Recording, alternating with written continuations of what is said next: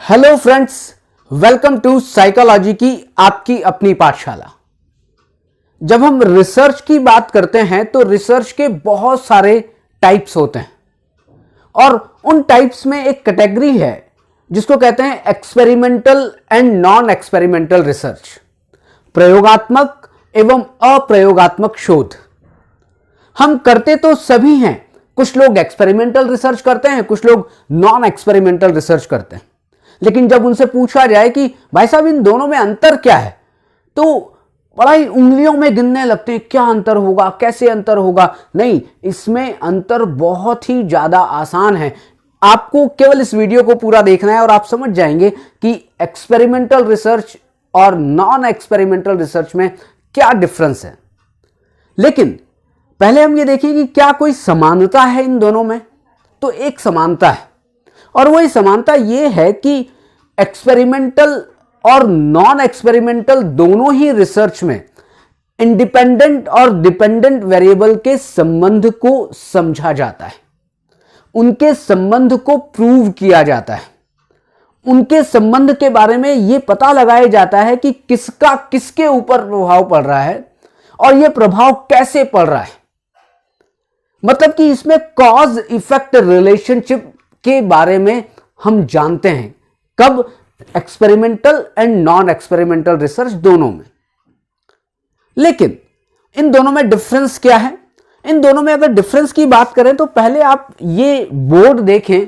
Board में दो problem लिखी हुई है, पहली प्रॉब्लम ये है और दूसरी प्रॉब्लम ये है। फिर हम चर्चा करेंगे कि एक्सपेरिमेंटल नॉन एक्सपेरिमेंटल रिसर्च में डिफरेंस क्या है, क्योंकि ये समझना बड़ा जरूरी है।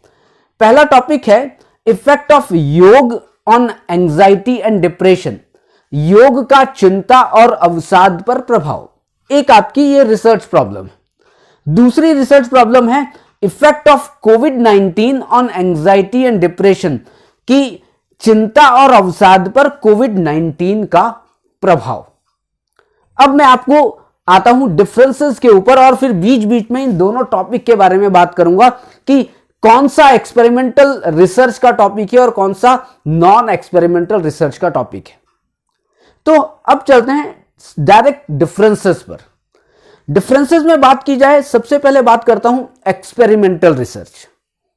एक्सपेरिमेंटल रिसर्च में क्या होता है, हम कारण परिणाम की बात करते हैं और कारण परिणाम संबंध को स्थापित करने की बात करते हैं। यहां पर एक है कॉज और एक है इफेक्ट।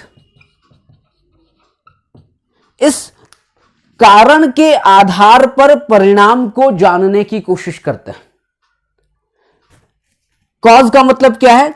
कॉज का मतलब होता है आईवी, इंडिपेंडेंट वेरिएबल, और इफेक्ट का मतलब होता है डीवी, डिपेंडेंट वेरिएबल, कि इस आईवी का डीवी पर प्रभाव देखा जाता है। आप ये कहेंगे कि साहब जब हम नॉन एक्सपेरिमेंटल रिसर्च की बात करते हैं तो वहां भी यही करते हैं। बिल्कुल यही करते हैं, लेकिन अभी आप थोड़ा जानने की कोशिश करिए कि यहां पर आईवी का डीवी पर प्रभाव देखा जा रहा है। मतलब कारण क्या है, कॉज क्या है? कॉज है इंडिपेंडेंट वेरिएबल। उस इंडिपेंडेंट वेरिएबल का प्रभाव पड़ रहा है। मैं फिर रिपीट कर रहा हूं, उस इंडिपेंडेंट वेरिएबल का प्रभाव पड़ रहा है। उस इंडिपेंडेंट वेरिएबल के प्रभाव का अध्ययन किया जा रहा है। मतलब कि कॉज का प्रभाव इफेक्ट पर पड़ रहा है, इंडिपेंडेंट वेरिएबल का प्रभाव डिपेंडेंट वेरिएबल पर पड़ रहा है। किसमें? एक्सपेरिमेंटल रिसर्च में। हमारी गाड़ी कहां से चल रही है? कॉज की तरफ से चल रही है, इफेक्ट की तरफ जा रही है एक्सपेरिमेंटल रिसर्च में। अब हम चलते हैं नॉन एक्सपेरिमेंटल रिसर्च में। नॉन एक्सपेरिमेंटल रिसर्च में भी आईवी डीवी होंगे। आईवी का मतलब इंडिपेंडेंट वेरिएबल, डीवी का मतलब डिपेंडेंट वेरिएबल।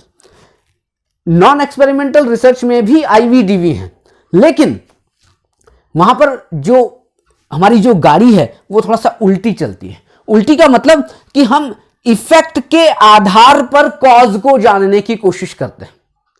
इफेक्ट के आधार पर कॉज को जानना नॉन एक्सपेरिमेंटल रिसर्च है और कॉज के आधार पर हम इफेक्ट को अध्ययन करने की कोशिश करते हैं, तो वो एक्सपेरिमेंटल रिसर्च है।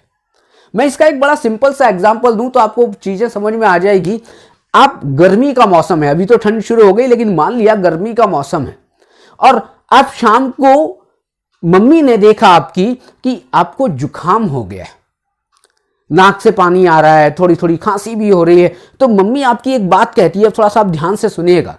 आपको जुकाम हो गया, आपको नाक से पानी आ रहा है, आपको थोड़ी थोड़ी खांसी भी हो रही है और मम्मी कहती है जरूर तूने पसीने में पानी पी लिया होगा। मेरी बात ध्यान से सुनिएगा, जरूर तूने पसीने में पानी पी लिया होगा, तू खेल कर आया होगा और सीधे के सीधे ठंडा पानी पी लिया होगा, इसलिए तेरा गला खराब हो गया और तेरे को जुकाम हो गया।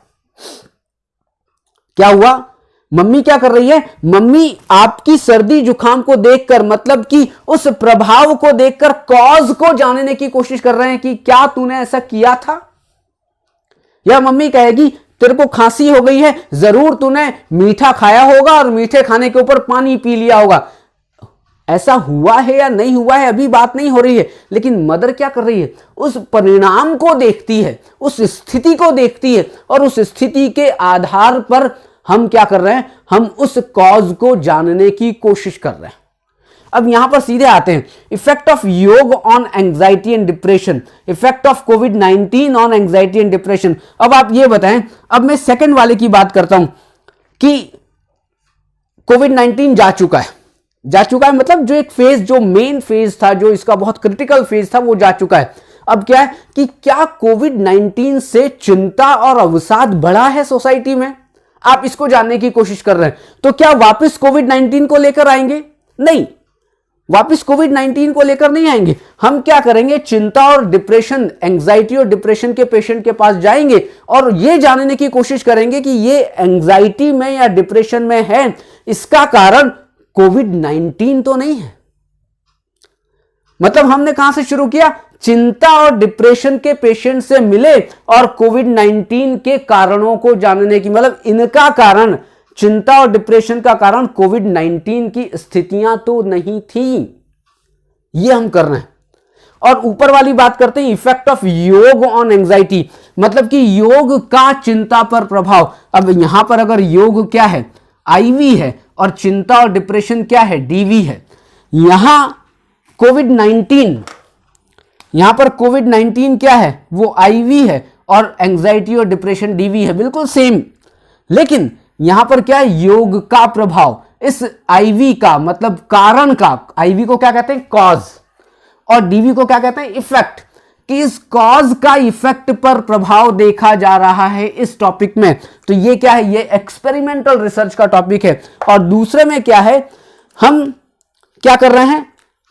कॉज का इफेक्ट पर प्रभाव नहीं देख रहे हैं, बल्कि इस इफेक्ट का, एंजाइटी डिप्रेशन का अध्ययन कर रहे हैं और ये कोविड-19 की स्थिति को जानने की कोशिश कर रहे हैं कि क्या ये आज जो सोसाइटी में जो एंजाइटी और डिप्रेशन बढ़ा है वो कोविड-19 के कारण बढ़ा है। एक और बड़ा सिंपल सा एग्जांपल देता हूं। मैं एक रिसर्च करना चाहता हूं कि तंबाकू खाने से कैंसर होता है क्या, ये सर्वे करना चाहता हूं। मैं एक काम करूं, सबको तंबाकू खिलाऊं, मैं सबको स्मोकिंग करवाऊं, क्या ऐसा पॉसिबल है? नैतिक रूप से मैं ऐसा कर सकता हूं? नहीं कर सकता हूं। तो मैं क्या करता हूं? मैं तंबाकू, जो कैंसर जो पेशेंट है उनके पास जाता हूं और उनसे जानने की कोशिश करता हूं कि जो लोग ज्यादा तंबाकू खाते थे उनको कैंसर ज्यादा हुआ है, या दूसरे ऐसे लोग जो बहुत साधारण जिंदगी जीते थे उनको कैंसर ज्यादा हुआ है। तो यह पता चलेगा कि नहीं साहब, जो लोग तंबाकू ज्यादा खाते थे उन लोगों को कैंसर हुआ है। तो मैं क्या कर रहा हूं? उस कैंसर से तंबाकू की तरफ जाने की कोशिश कर रहा हूं। उस कैंसर मतलब इफेक्ट से कॉज की तरफ जाने की कोशिश कर रहा हूं। यह है नॉन एक्सपेरिमेंटल रिसर्च। अब दूसरा पॉइंट पे आते हैं। पहला पॉइंट हो गया, दूसरे पॉइंट पे आते हैं कि एक्सपेरिमेंटल रिसर्च में इंडिपेंडेंट वेरिएबल पर रिसर्चर का पूरा कंट्रोल है। और दूसरी चीज कि रिसर्चर एक्सपेरिमेंटल रिसर्च में इंडिपेंडेंट वेरिएबल को जैसा चाहे मैनिपुलेट कर सकता है। अब आप ये बताएं कि ये पहला टॉपिक मैंने क्या कहा था? ये है आपका एक्सपेरिमेंटल रिसर्च। मैंने एक्सपेरिमेंटल रिसर्च को ER लिखा हुआ है, नॉन एक्सपेरिमेंटल रिसर्च को NER लिखा हुआ है। अब क्या मैं योग को मैनिपुलेट कर सकता हूं? बिल्कुल कर सकता हूं। मैं चाहूं, मगर मैं रिसर्चर हूं तो मैं आधा घंटा योग करवाऊं, 1 घंटा योग करवाऊं, 15 मिनट योग करवाऊं। योग में कौन से आसन करवाऊं मेरे पे निर्भर है, योग में कौन से प्राणायाम करवाऊं मेरे पे निर्भर है, योग निद्रा करवाऊंगा कि शवासन करवाऊं, सब मेरे पे निर्भर है। मतलब कि I can control independent variable. कहां पर? एक्सपेरिमेंटल रिसर्च में। लेकिन नॉन एक्सपेरिमेंटल रिसर्च की बात करें तो आई कैन नॉट कंट्रोल कोविड-19। मैं कोविड-19 के किसी भी तरीके की परिस्थितियों को नियंत्रित नहीं कर सकता हूं। नहीं, इनको कोविड-19 ज्यादा होगा, इनको कोविड-19 कम होगा, मैं ऐसी कुछ बात कर सकता हूं? नहीं कर सकता। मैं कोविड-19 को किसी भी तरीके से जोड़ तोड़ नहीं कर सकता कोविड-19 में, ना ही उसका मैनिपुलेशन कर सकता हूं, और ना ही नॉन एक्सपेरिमेंटल रिसर्च में कोविड-19 पर मेरा मतलब एक्सपेरिमेंटर का, रिसर्चर का, प्रयोगकर्ता का, शोधकर्ता का कोई नियंत्रण है? कोई नियंत्रण नहीं है। क्यों नियंत्रण नहीं है? एक रीजन और आ गया। नियंत्रण इसलिए नहीं है कि भाई साहब, जब भी हम नॉन एक्सपेरिमेंटल रिसर्च करते हैं तो इंडिपेंडेंट वेरिएबल पहले से घटित हो चुका है। कोविड-19 जा चुका है, अब मैं वापस कोविड-19 को नहीं ला सकता। अभी एक बहुत ही दर्दनाक एक घटना हुई थी मोरबी, गुजरात में। वहां पर लगभग 150 लोग मरे। क्या हुआ था आपको ध्यान होगा, पुल गिर गया था। अब पुल गिरने के बाद क्या हो रहा है, अब स्टडी की जा रही है कारण क्या थे। अब आप ये देखें, मैं फिर रिपीट कर रहा हूं, पुल गिरने के बाद, लोगों के मरने के बाद ये जानने की कोशिश की जा रही है कि भाई साहब रीजन क्या थे। तो अब क्या हुआ, जो परिणाम निकला उस परिणाम के आधार पर हम उस पुल गिरने के कारण को जान रहे हैं। मतलब नॉन एक्सपेरिमेंटल रिसर्च। दूसरा नॉन एक्सपेरिमेंटल रिसर्च में कि उस पुल गिरने पर क्या आपका, मेरा, किसी का भी कंट्रोल था? नहीं था। नहीं साहब, मैं चाहूंगा तो पुल गिरेगा, मैं नहीं चाहूंगा तो पुल नहीं गिरेगा, ऐसा कुछ हो सकता है क्या? नहीं हो सकता। नहीं, पुल गिरने की किसी भी एक्टिविटी को कोई व्यक्ति कंट्रोल कर सकता है, ऐसा नहीं था। कोई भी कंट्रोल नहीं कर सकता था, वो तो ऑटोमेटिक गिर गया। अब अध्ययन कब हो रहा है? गिरने के बाद, लोगों के मरने के बाद। मतलब कि घटना घटित हो चुकी है, मतलब कि इंडिपेंडेंट वेरिएबल पहले से घटित हो चुका है। अब इंडिपेंडेंट वेरिएबल तो हो गया। आपने तंबाकू खा लिया, आपने स्मोकिंग कर ली, कैंसर हो गया, उस कैंसर के कारणों को जानना है। पुल गिर गया, पुल के कारणों को जानना है, नॉन एक्सपेरिमेंटल रिसर्च। अब तीसरी बात यह है कि जब एक्सपेरिमेंटल रिसर्च होता है उसमें इंटरनल वैलिडिटी बहुत ज्यादा होती है। आंतरिक वैधता जिसको कहते हैं वो बहुत ज्यादा होती है। मतलब कि जो एक्सपेरिमेंटल जो रिसर्च है वहां पर जो कंडीशन बनाई जाती है एक्सपेरिमेंट की, वो बहुत ज्यादा नियंत्रित होती है। क्यों नियंत्रित होगी भाई साहब? रिसर्चर के कंट्रोल में है। रिसर्चर जिस तरह से स्थिति को बनाना चाहता है वो बना देता है एक्सपेरिमेंटल रिसर्च में, इसलिए इंटरनल वैलिडिटी ज्यादा होती है। नॉन एक्सपेरिमेंटल जो रिसर्च है उसमें इंटरनल वैलिडिटी नहीं होती है या बहुत कम होती है। क्यों? क्योंकि उस पर जो भी परिस्थितियां थी, जिसका भी अध्ययन किया जा रहा है, उसके ऊपर बहुत सारी चीजों का प्रभाव है। हो सकता है वो पुल गिरा तो हो सकता है लोहा खराब था, हो सकता है पुल गिरा तो उसका रेनोवेशन ठीक नहीं था, बहुत सारे रीजन हो सकते हैं। इसलिए वहां पर इंटरनल वैलिडिटी नहीं है या बिल्कुल बहुत कम है। लेकिन एक्सपेरिमेंटल रिसर्च में इंटरनल वैलिडिटी बहुत ज्यादा होती है।